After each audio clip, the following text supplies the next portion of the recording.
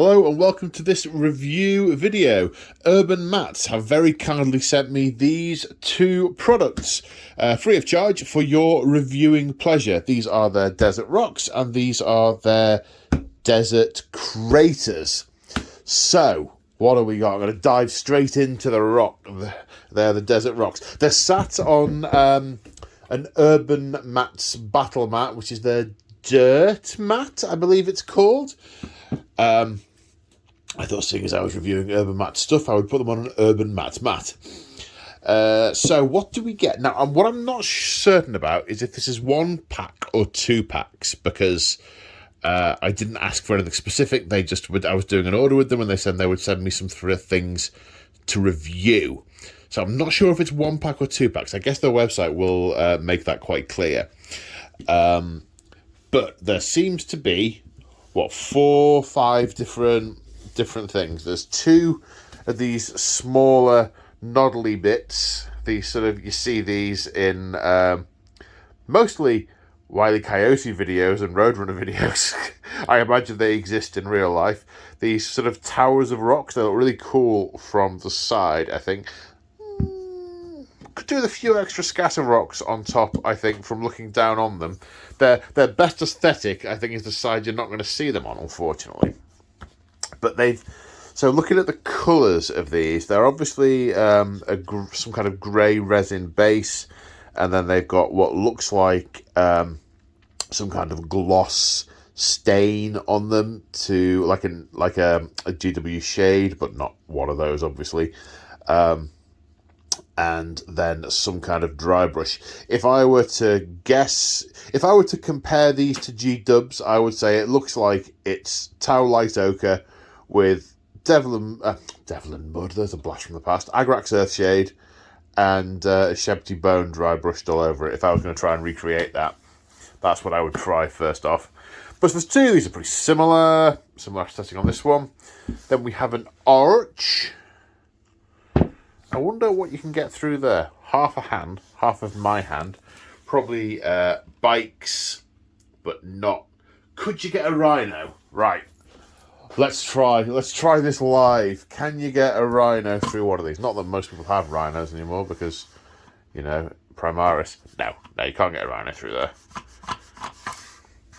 there. What else might we try getting through there? Most of these things can fly, Paul. Yeah, okay. Bikes. You can get bikes through there. You can certainly stand models up under there. Whereas there's some other arches out there, you can't do that. So there's definitely height for models to physically be under there. I wouldn't feel compelled to block that off. Other rocks, sometimes when they've got a little thing, I think, for simplicity, I'm going to block that off because you can't really use it, and it creates weird lines of sight. Looks pretty good from top down. They look a little... Monocolour's not fair, but from the top down, certainly on the big pieces, which we'll poke a stick at the minute, apart from the base colour and the dry brush, there's not a huge amount of variation of colour.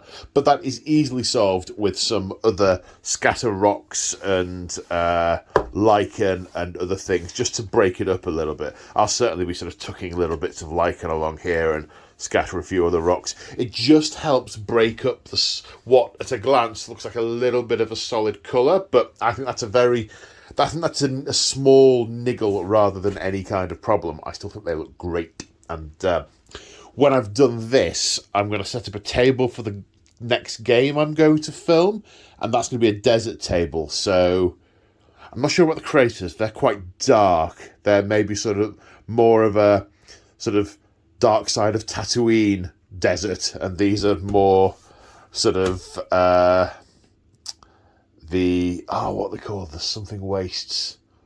Drat, memory failure.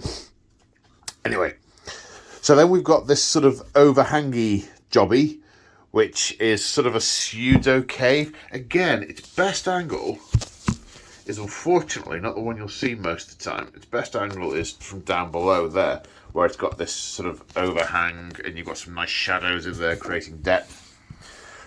Similar thing from the top. It's got sort of nice little sort of craggy bits and things that overhang, which is nice.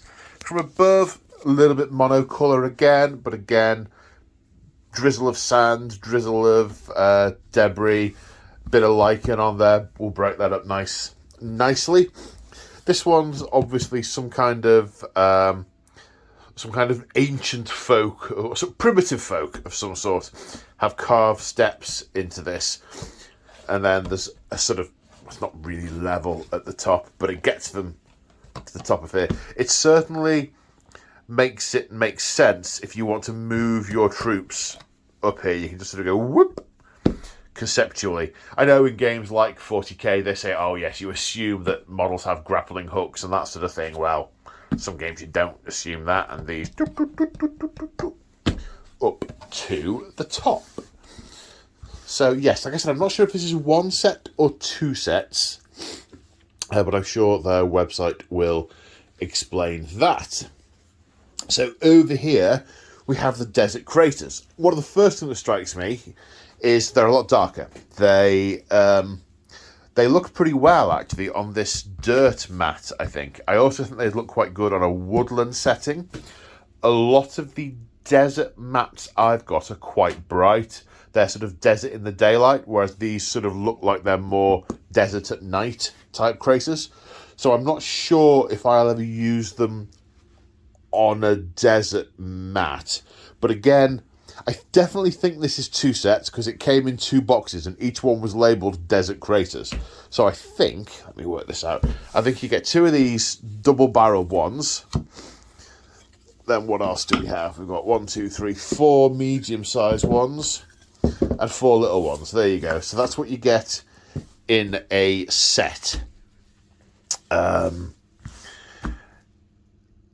Yeah, and they're craters. They've obviously, you know, looking at them, they've got some kind of orange dry brush over the dark brown. In fact, they're quite a light resin that have obviously they've been stained the dark brown, and then they've got dry brushing of a sort of ochre and it's almost like an ochre and camo sort of off green type, sort of halfway between bone and green, I think. Which is maybe why I'm thinking forest notes with these ones.